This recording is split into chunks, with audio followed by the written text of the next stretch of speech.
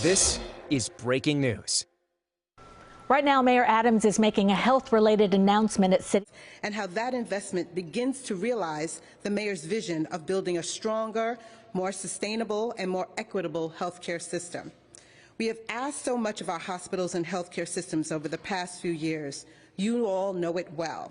A once-in-a-100-year pandemic with which we are still dealing, monkeypox in recent months, and a range of other issues. But today, we are here to talk about something affirmative, something that begins to realize the mayor's moonshot to transform healthcare in New York City and show America how we are taking strategic and sustained steps to invest in lifestyle medicine to truly change the trajectory of people's health, the health of the community, and the health of our budget. And let's be clear, it's not often that you see this kind of broad partnership with buy-in from all of the hospitals and healthcare systems across the city. This is a beautiful sight behind me. Collectively, these systems serve millions of patients each year with inpatient and outpatient services, and they are the trusted entities in neighborhoods all across the city in all 5 boroughs. They represent the safety net hospitals like the Brooklyn Hospital Center, Bronx Care, SBH, Richmond University Medical Center, and other research facilities like Rockefeller University Hospital, and large systems like New York Presbyterian, NYU Langone, Northwell, Mount Sinai, and specialty centers such as the Hospital for Special Surgery and Memorial Sloan Kettering. These are some of the world's finest medical institutions. The partnership today includes 20 hospitals and healthcare systems, including our public hospital system and all the other facilities and systems from around the city. You see here on these boards, you name it, they are joining us in this effort. I'll let the mayor get into the details of the announcement, but first let me recognize a few folks. We have executives and senior medical officials from across the city with us. Dr. Kate Collins is here from the American College of Lifestyle Medicine. We have Ken Rask here from the Greater New York Hospital Association. Thank you for being here. Oh, you're behind there. There you are. I see you. And supporting lifestyle medicine for the city. And we have a few members from the administration here, including Dr. Mitch Katz, President and CEO of Health and Hospitals, our very own Dr. Michelle McCracken, Executive Director of Nutrition and Lifestyle Medicine at Health and Hospitals, and other administrative officials.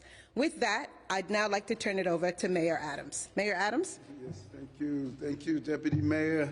And just a special thank you to both Rachel and Nate, both on my team. This has been a long journey for us, and as the Deputy Mayor mentioned, Dr. McMacken, who I met probably in the darkest medical moment of my life, who gave life to so many others with lifestyle medicine, an initiative that we started when I was Brooklyn Borough President. And so many of the faces that are here, these have been they have been partners in conversations as we come together with one mission, and that is to create an environment when we can turn health care away from just sick care. The goal is not to wait until someone is sick and then to treat their symptoms, but to give them options of preventive medicines, and lifestyle medicine is a way to do so. And so we know the power of lifestyle medicine in our city, and I know it all too well. Many of you know my journey. I talked about it on the campaign trail, and as the borough president with my type 2 diabetes diagnosis, and millions of others who are walking around with diabetes is not aware of it. And there's no one that's here that cannot state that someone in their personal life is not experiencing some form of chronic disease. It is something that is a common denominator with us all. And we know the impact of what happens when you are experiencing a chronic disease. And our goal is to ensure that we do everything possible not to receive what I receive, of telling me I will be on a lifetime of medicine, including insulin, and 8 other drugs that I was going to have. I'm proud to say that I am not on insulin, and I'm not on any of the other drugs that I was told that was my only pathway. The unwillingness to believe that medicating myself was the only way to solve a problem compelled me to go outside our city to get answers. And I was lucky to find doctors, and so many doctors across the country, that they have already started the journey of something called lifestyle medicine. It's new to the terminology that everyday patients hear, but you better believe it, they are going to know about it now, because we're going to make sure with our amazing partners behind us from amazing medical institutions, we're coming together as a team to ensure that we give the counseling that I receive outside the city. Now we're going to have it here in the city. The advice I received almost 5-6 years ago changed my life, and it introduced me to a predominantly plant-based diet and helped me reverse my diabetes, restore my eyesight, and it allowed me to have a clear vision towards healthcare in this city. People often talk about my primary focus being public safety, but trust me, health is just as important, because in order to live in a safe city, you must live in a safe city, and that's the goal that we are accomplishing.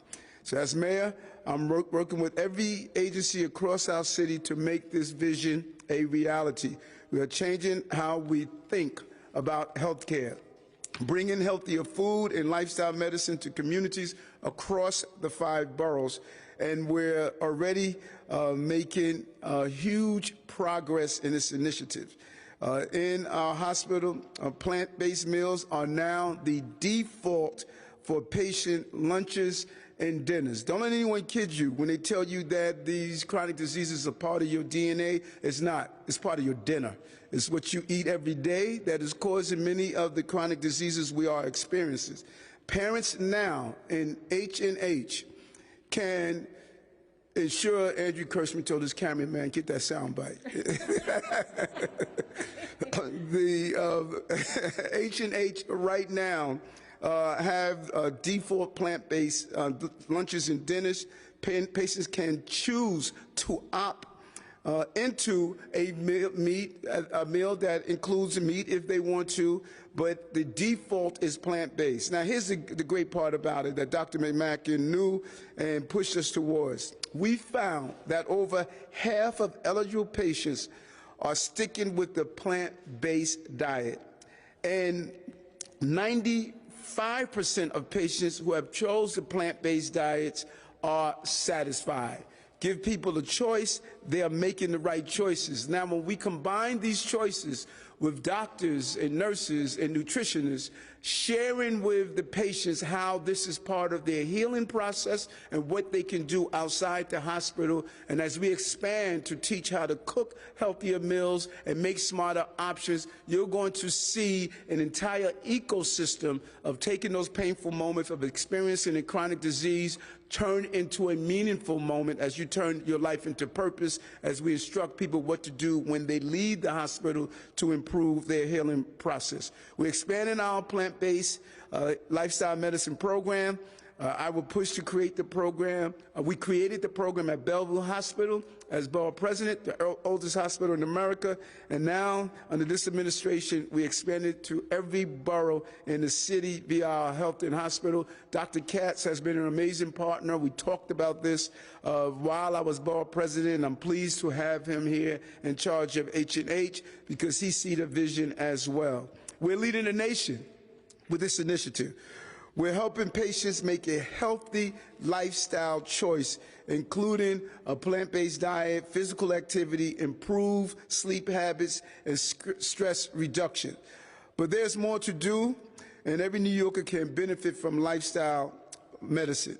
That's why I met with executives, many of them you see behind me, from all over New York City, hospitals outside of the H&H system earlier this year, and I wanted their help. And they stood up to the cause, and I cannot thank them enough. These major institutions, medical institutions, responded, and they responded overwhelmingly. And they came together with us, and so today, in partnership with hospitals all across the city, the American College of Lifestyle Medicine is making a $44 million investment to assist us in taking the next steps, giving every New York City healthcare professional the opportunity to receive lifestyle medicine training at New York City's favorite word, free, no cost. Every single doctor, every nurse, every clinical medical professional will now have the chance to receive fundamental training in lifestyle medicine, whether they work for public or private institutions. This program will have a special focus on nutrition so that every patient has the chance to change their life by changing their lunch, just like I did. We are fundamentally changing the way millions of New Yorkers receive medical care, setting the standard for the rest of the nation. Demonstrating the power of public-private partnership is what you're seeing today with 20 hospitals and healthcare systems that are all part of this initiative, systems serving millions of patients each year. This change is long overdue. For too long, we have spent billions of healthcare dollars treating the symptoms of lifestyle-related chronic diseases like heart disease, type 2 diabetes, high blood pressure, stroke risk, and so many more. And for too long, we have been writing prescriptions and ignoring the principles of healthy eating and exercise. Today, we're sending a clear message. New York City will not continue to feed the healthcare crisis. We are fighting for a better solution for our health, for our families, particularly those who traditionally are dealing with these healthcare crises. So I want to thank our partners that are here today, and specifically, I want to thank American College of Lifestyle Medicine for your investment in the health of New York City. And I think what we do here is going to cascade throughout the entire country. Together, we're going to create a New York City where the Eric Adams of tomorrow won't walk into their medical office and told that the only path they have is incident blindness, limb amputation, or a lifestyle of being on some form of drug. Not in the middle of a medical crisis should you learn your options. We want you to learn them beforehand. We're going to change the lives of people in New Yorkers and build a better nutritional outcome on how we carry out real lifestyle medicine. I want to thank everyone that's here for your partnership, for your commitment in accomplishing this task. Job well done. Deputy Mayor. Thank you. Yeah, you can clap for that.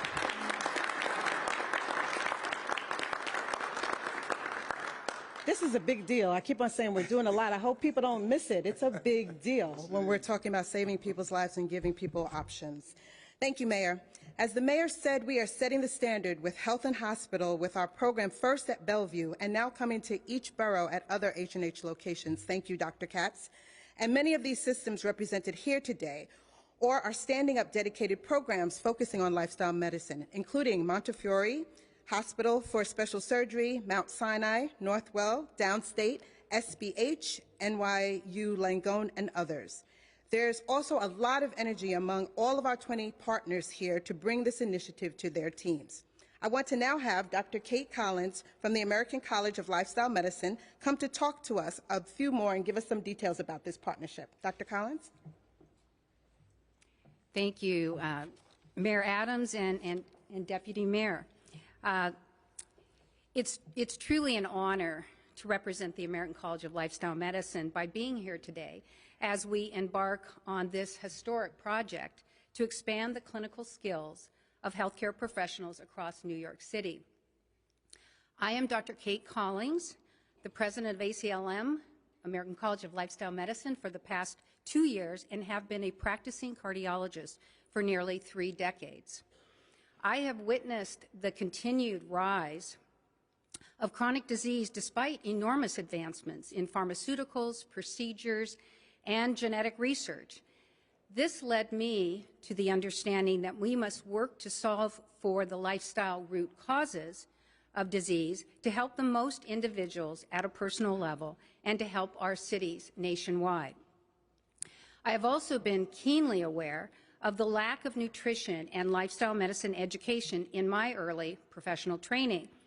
Although nearly all chronic disease clinical guidelines suggest therapeutic lifestyle counseling as a necessary first step for all patients, we simply do not provide healthcare providers with enough detailed guidance on what that truly means, nor provide them with the skills and programs to really engage and support patients to improve their health. The American College of Lifestyle Medicine was founded to provide evidence-based clinical education for physicians and healthcare professionals. It is our reason for being. For nearly 20 years, we have been a leading provider of medical education and training, including supporting certification in the field of lifestyle medicine. And this past year, we created a new online course to introduce lifestyle medicine and food as medicine. And today, we're glad to offer 5.5 CME CE hours to 200,000 healthcare professionals in New York City. We believe that given the leadership of Mayor Adams as a local champion, the support of the Public Health Network, and with all the executives joining us today, this investment can strengthen the health and well-being of New Yorkers and hopefully inspire other cities and communities to follow suit. So over the weeks ahead, we will launch the historic training program in partnership with the leadership support of over 20 major health systems and hospitals across the city, many who are here with us today. And these healthcare executives, like many within our professional organization, understand that the costs of diet-related chronic disease are at an unacceptable personal and monetary burden on our communities. We understand that there are also social determinants of health at play, and we know that a highly trained, knowledgeable, and supportive workforce can help patients gain access to local programs and resources, and to help patients begin their journey to better health. Over the past few years, we have been inspired by the lifestyle medicine programs already underway within health and hospitals, led by my colleague, Dr. McMacken, and are pleased to see other programs rolling out across the country. In fact, ACLM is currently working with over 80 health systems nationwide, whose leaders are also integrating lifestyle medicine education and clinical programs into their communities. We encourage all healthcare personnel in New York City to join and take part in the lifestyle medicine and food as medicine essentials training. Complimentary registration will be initially offered through each of the health systems. We're working on that. But we're also in discussion with other physician groups, nursing associations, and health care institutions to bring into their communities as well. Details on the essentials curriculum can also be found through the press release or found on our website, lifestylemedicine.org. So I understand that we may also hear today from other health system leaders on their support for the training program and the potential impact it may have. On behalf of the entire community of ACLM, again, I want to thank Mayor Adams and all of the New York healthcare organizations who are joining us to launch this vital new program. Thank you. Thank you.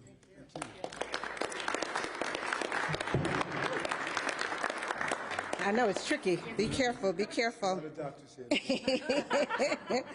Yes, next, thank you so much, Dr. Collins.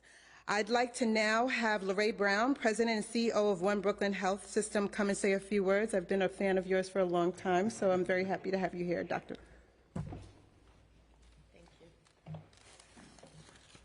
Thank you, Deputy Mayor. And I really, truly want to thank the mayor. I remember these conversations when he was the borough president in Brooklyn. So I'd also say that as a safety net system serving residents of Central Brooklyn, free of anything is a good thing, but particularly free training in lifestyle medicine and nutrition, so that we can integrate evidence-based approaches in how we conduct our clinical practices. But also in our training, we have several hundred residents. We are also an academic medical center, 200 internal medicine residents, many surgical residents, psychiatric residents, And all of those disciplines need to integrate this approach in how they deliver care. There's lots of discussion about diabetes, about hypertension, about other chronic conditions, but frankly, all chronic conditions can be ameliorated with this approach.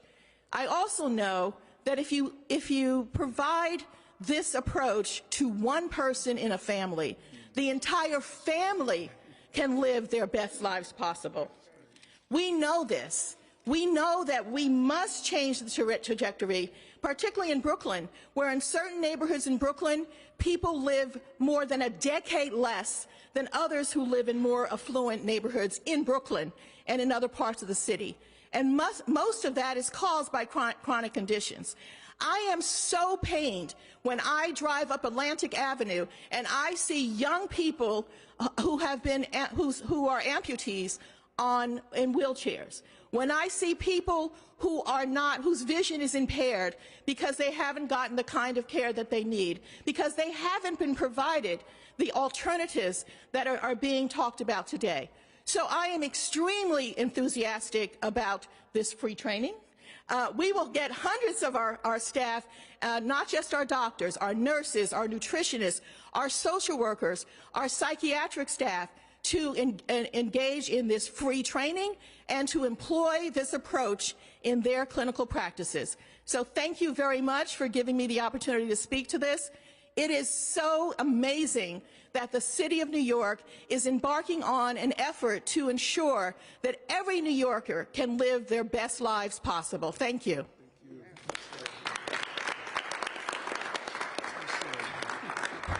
Yes, he said, well said. This is why I'm a fan. I think you put a finer point on what it means for every New Yorker, but particularly Black and brown communities across the city, and the health disparities so many communities face, and how we think that this will help us create a healthier city. Before we close, I'd like to highlight that in your press release, you'll find support for this initiative from national healthcare leaders, including Dr. Richard Carmona, the 17th Surgeon General of the United States, and 2 former U.S. Health and Human Services secretaries spanning the Bush and Obama administrations, among others, showing that from a healthcare, from a fiscal perspective, and yes, from an equity perspective, as I said, this is a big deal. Lifestyle medicine is our pathway to a healthier New York City and a healthier America. Now I'll turn it back to the mayor for topic. Questions? Yep. And I cannot overemphasize what you stated, Deputy Mayor. You know, many people outside the medical profession probably don't understand the magnitude, but this is a big deal. To have our medical professions use science-based evidence to incorporate lifestyle changes, the role that food plays on chronic diseases, and to have the powerhouse of medical institutions with us as we roll this out. Was started as a spark many years ago with Dr. McMacken and one lifestyle medicine clinic at Bellevue Hospital. Now it's in every H&H, and now we have the partners of our top medical institutions that are starting the process. What our medical schools have not started to do, but to look at food is thy medicine. Let food be thy medicine. And this has been during the days, I just came back from Greece. This is in the days of Greek medicine, you know, let food be thy medicine. And we're finally catching up to what they knew. So we open up to some on topic before we do some off topics with Bernadette. Just wondering if I could hear a little bit more about what this training will look like practically for doctors, how long will it be, and then ultimately, how do you expect them to implement lifestyle medicine? Is it when they're prescribing medication, also prescribing diet? What does it practically look like, and what will be different for patients? And before the question, I'll never forget my endocrinologist. When I went in to see her, and she basically, told me that, listen, Eric, don't listen to all that about you could, reverse your diabetes. It's not possible. This is your reality. And I gave her a book from Dr. Greger.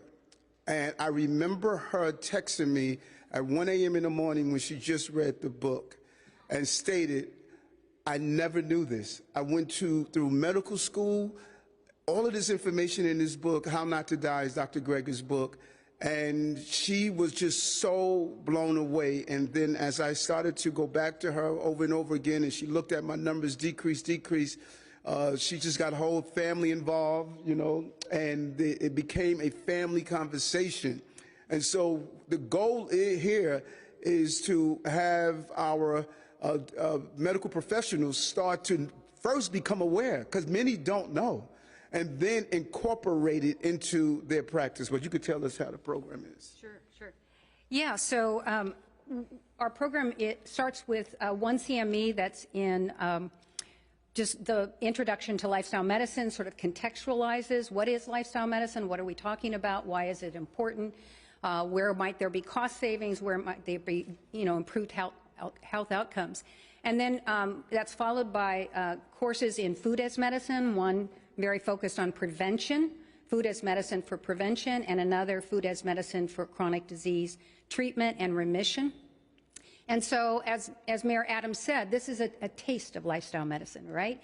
We're giving people an introduction so that you can open their eyes. There's lots of opportunities for further training.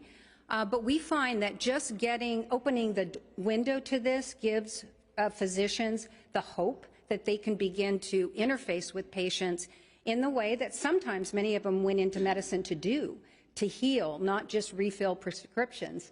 And so it fits into any number of models. It can fit into physicians being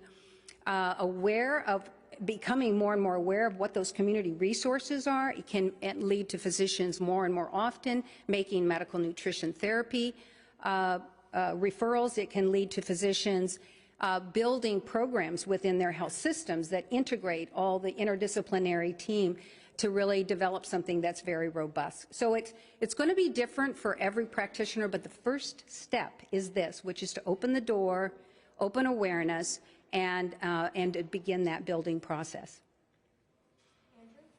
Is the training optional or required? And a second question being, is it shocking to you or surprising to you that so many healthcare professionals don't talk about healthy diet already, and that it justifies a $44 million investment to make that what many people consider sort of a basic observation knowledgeable to these folks? Well, the fact that it's shocking is really not shocking anymore to me. We've seen the lack of education across medical school curriculum, and just talking about the importance of nutrition is not really helping and supporting patients to do that. And so a lot of what lifestyle medicine does is gives physicians and other healthcare providers the tools to really help patients, to support patients, not only to tell them to eat a healthier diet, but what does that really mean? And I don't think it will be mandatory. No, I'll let you speak to that. And like attorneys, doctors do continuing education, and they get points for that. And we want to incorporate that into the system that's already in place. Just to answer your question, I'll never forget Mom, who I lost last year. Mom had heart disease, diabetes, high blood pressure, arthritis. She had the whole American package. And she was on insulin for she was diabetic for 15 years, 7 years on insulin. And when she went into her doctors and said, my son was able to put his diabetes in remission, I want to try this. Her doctor said, if you try it, I'm going to drop you as a patient. And I was able to put Mom in contact with Dr. Dunaev, who's a lifestyle medicine doctor. And within 2 months, Mom was off her insulin. And she was on a real pathway to deal with the betrayal of a poor food system and poor medicine.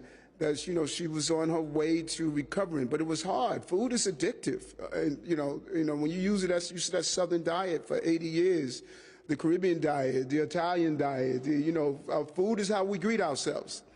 But we are showing how to get the same taste you want, same cultural norms, but at the same time having a healthy meal. But we got to get our doctors on board. Those white coats are more than outfits you wear today. There's a level of trust that goes with what your doctor tells you. And if your doctor tells you it's not possible, you're not going to believe it's possible. And that's what we want to do. We want to empower our doctors. I personally believe doctors have been betrayed in medical schools, that they have not been introduced to the power of food. You do an analysis of the courses, you probably see one course, and 24% of the medical schools in this country would give one course on nutrition. We focus on prescription. The real prescription to reverse these diseases is not a blue pill, it's green broccoli. That's what we need to focus on. Juliet? So Mr. Mayor, how does this translate to the patient? Is every doctor, let's say in health and hospitals, required now to have a conversation with a patient? You know, stay away from the soda, stay away from the cookie. How will that work?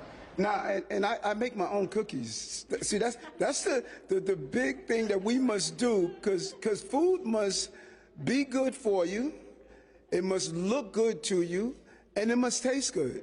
And if anyone goes in and think that you could change a person's lifestyle by not addressing the palate and the desire to enjoy good foods, it's a big mistake.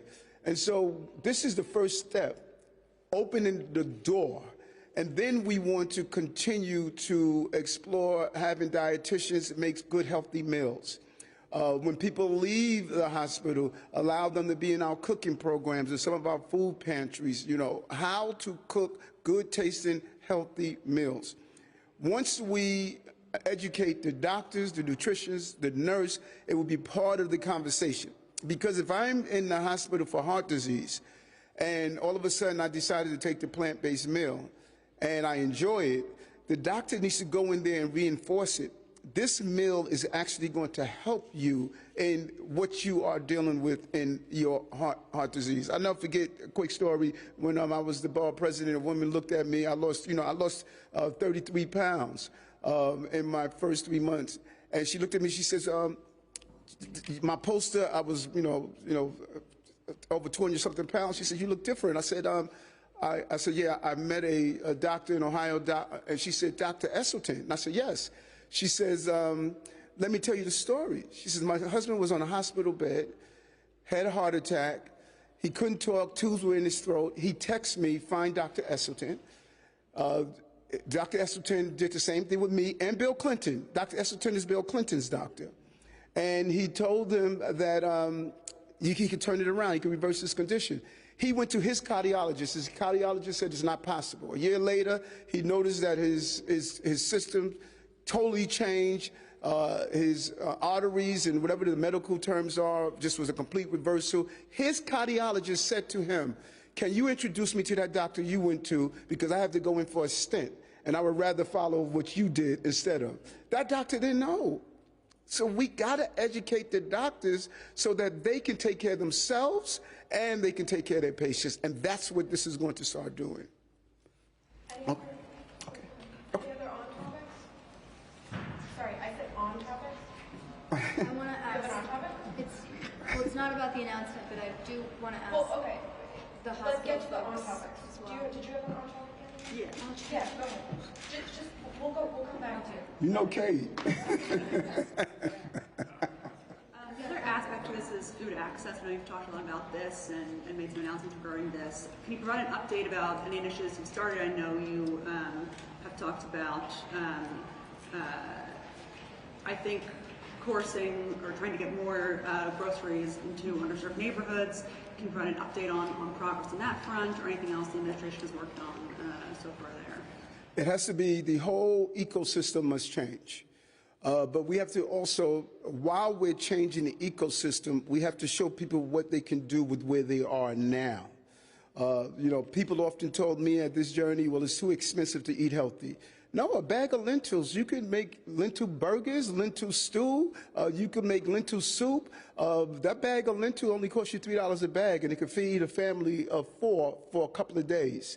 It's about showing people where you are in your grocery store. You know, in the borough president, we walked around the grocery store and showed people what are the alternatives they can purchase.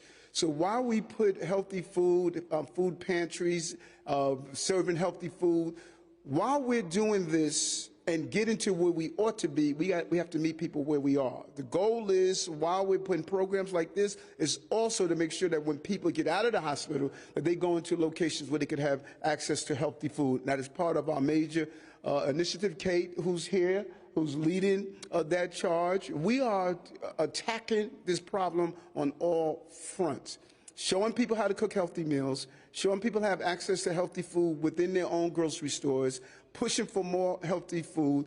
NYCHA was not allowed to have food pantries. Farmers markets on their grounds. That is ridiculous. With all of these health crises, they can't have food markets, farmers markets on their grounds. So we're looking at all the problems that are preventing people from having access to healthy food so they can live healthy lifestyles. And as you stated, one of our concerns is to make sure we get more supermarkets, put that part of our plan for developing. You know, we want to encourage those who are building housing, also build supermarkets and access to it. All right, last on topic, we'll just go to Ayanna real quick and then we'll transition. Sure, sorry, I have one more on topic question. Yes. For the doctors, if there's a New Yorker who's interested in a lifestyle medicine approach, is there a way that you can seek out a medical professional that, you know, takes this approach if your, you know, primary care doctor doesn't necessarily take that approach? And then also, how do New Yorkers decipher, like, if there's an aspect of lifestyle medicine that they should trust? I mean, there are folks on Instagram or health food stores that may say, hey, drink this tea or, you know, this green juice will help lower your cholesterol. So how do you navigate this as a New Yorker if, you know, your doctor doesn't necessarily, you know, practice lifestyle medicine or hasn't been trained, but you want that to access that for yourself? Dr. Mitch Katz, the president of Health and Hospitals. So at all of the public hospitals, people will find lifestyle medicine practices that are run by great doctors that Dr. McMacken has trained herself. And it's not just about the doctor, it's a whole set of programs that teach people about relaxation, about meditation, exercise, avoiding substances that might disturb them, and really focus on, and the doctor was talking about tools. So we don't want to lecture people. Lectures are not helpful. You don't sit across from a patient and start lecturing them. What you talk to them about is, what are your goals? What is it you'd like to see? So the mayor set a very clear goal. I don't want to spend the rest of my life taking medicines. That was his goal, and then he achieved that goal. We've had patients who set other goals. I want to be able to travel. I want to be able to walk without a walker. And whatever that goal is, that's what we focus on in those practices. Well said. And, you know, but that's a good question that you're asking. We're going to figure out, and we should sit down, Dr. Katz and Dr. Fassan, and come up with a list of doctors who are lifestyle medicine doctors, so that people can know where to go and figure out how to put this on one of our sites, if it's on H&H sites, if it's on our site. But I think that's a good question, because the average person don't know where to go. And you don't want them walking into, you know, someone that is just going to tell them to do things that's unhealthy. Because you have to do it correctly. But we're going to circle back with you. I think that's a great question, and we will create a way that is medically sound of knowing telling people, here's a list of people who practice plant-based or lifestyle medicine. We're going to talk about that. All right. Thank you all. You know, y'all just hang over to the side, because I'm going to need a doctor by the time I finish with these folks.